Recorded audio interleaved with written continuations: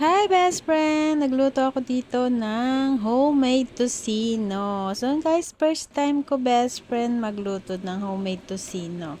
Ito guys, meron ako ditong mga pork. So yun guys, tinadtad ko to, minarinate ko to ng asin. Ayan, nilamas kong mabuti to ng asin guys. At gagawa tayo ng tocino. Ayan. So na guys, lamasin natin mabuti ng asin. Nilagyan ko nga ito ng paminta.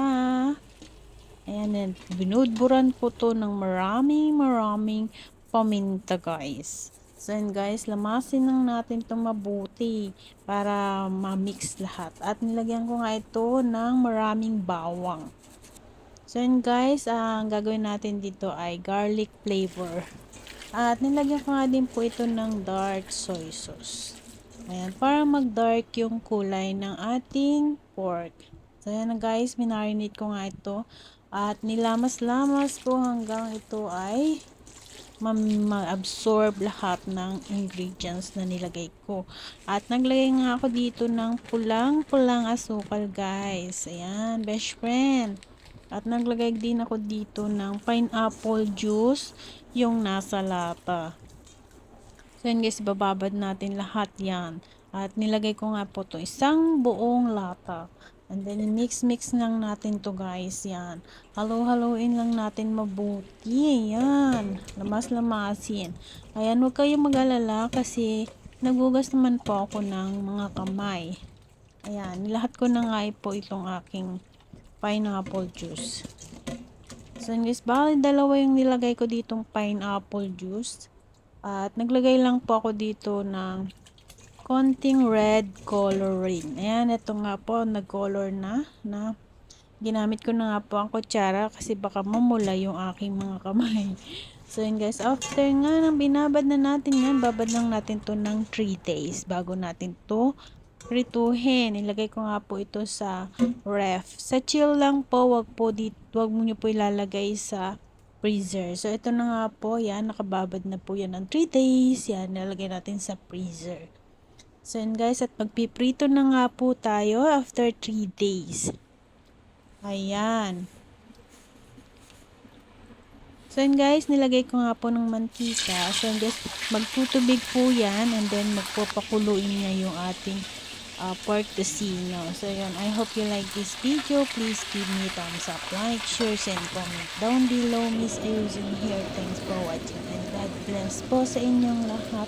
Ayan, first time kong gumawa ng pork tocino. Malambot na malambot yung karne niya guys kasi tinadtad ko po yan. Ang ginamit ko po dito yung may puwit ng baboy yan. Puwit ng karne ng baboy yan. But, kaya po malambot at malaman ang ginamit ko ditong karne ng aking pork tocino. So, yummy and healthy. Ayan po guys. At first time ni Miss Ayusin mo gumawa ng pork tocino.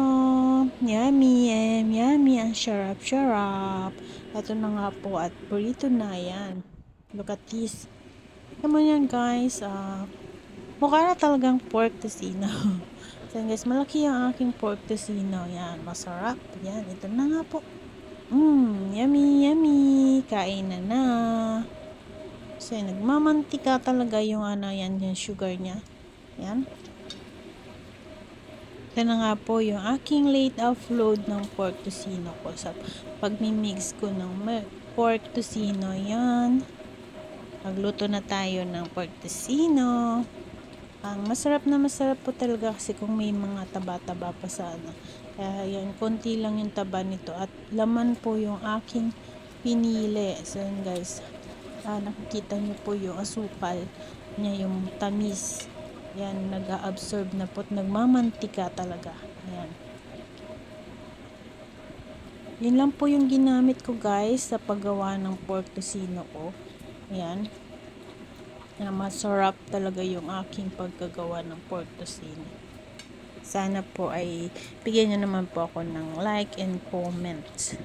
At paki-comment naman po kung hanggang saan nakarating ang video na ito. Thanks for watching po. I love you all. Mama, chup chup, bye bye. Thank you. Yan na ang ating pork tocino. Yummy!